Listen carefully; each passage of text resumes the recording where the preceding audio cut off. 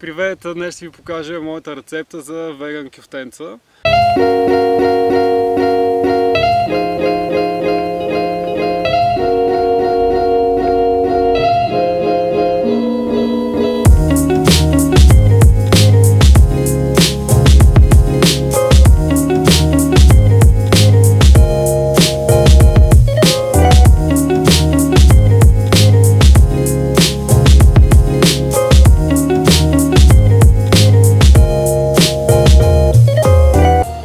Ще кажете за гледка зад мен, нали? Страхотна е.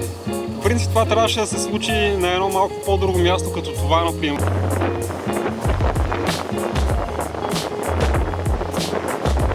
Обаче така се случи, че времето не беше изобщо подходящо. Затова решихме да повторим рецептата и да я направим малко сред планината. Рецептата за сместа, от която правим кюфтетата, тя се състои от една чаша нахут, една чаша леща и една чаша елда. Всичко това накисваме за поне 12 часа, най-добре 24, след което смиваме в кухненски робот, заедно с една голяма глава лук и 2 моркова.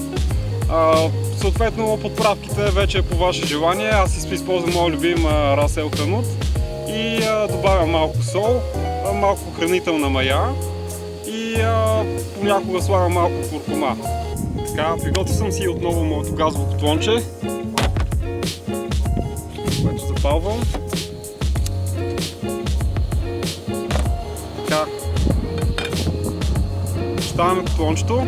По принцип, ако се случи да правя нещо пържено или изобщо да слагам някаква мазнина в ядене, слагам само кокосово масло. В случай ще използвам рафинирано кокосово масло или по-скоро то няма мирис.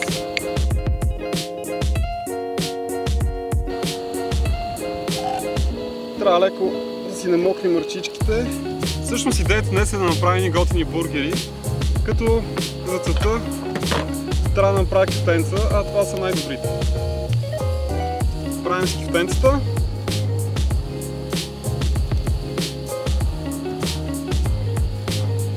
Олето вече се е загряло.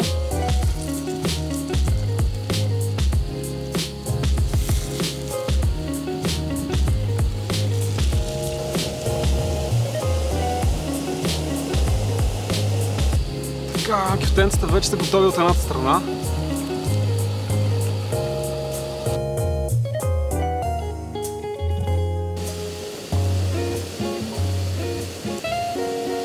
Първите кюфтенца са готови и вече можем да ги вадим.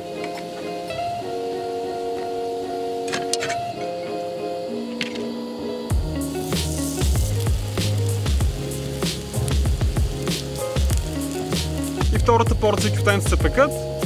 А пък, ето както на мен сега ми остана малко от сместа, ще си направя няколко кюфтета, ще ги сложа в фризера и няма никакъв проблем да ги използвате до 2 месеца. Просто ги вадите, слагате ги в фурната и сте готови.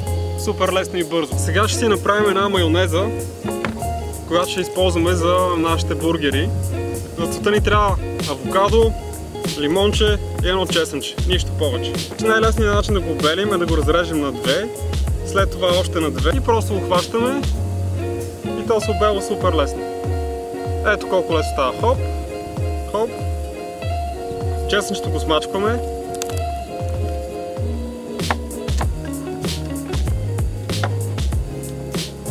Така разрязваме лимончето. Ще ни трябва около половин лимон. Не, повече стане много кисело. Слагаме малко сол.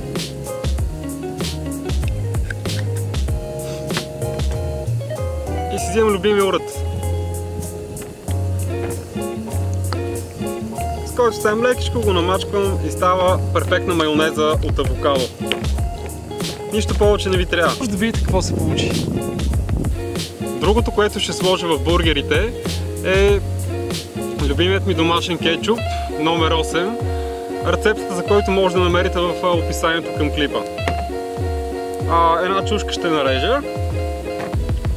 Това е просто малко салатка, айсберг в случая, майонезата, която ви показах и малко червен лук. Искам да ви покажа страхотните хлебчета с квас, които специално за мен направиха от пекарната на Нене. Искам да им благодаря. Благодаря ви. Нарязваме си лукче.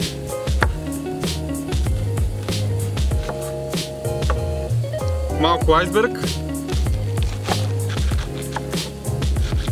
и една чушка. Кюфтенците са готови, зеленчуците са готови, майонезата ми е готова, кетчупа ми е готов, биричката ми е тук. Така.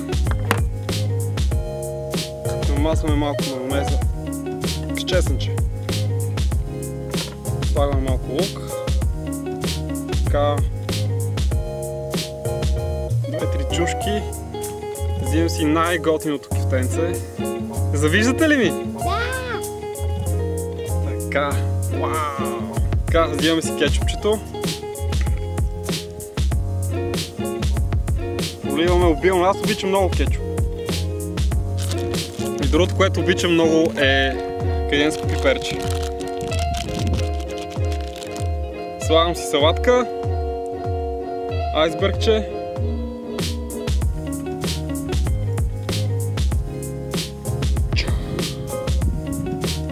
И моят бургер е напълно готов.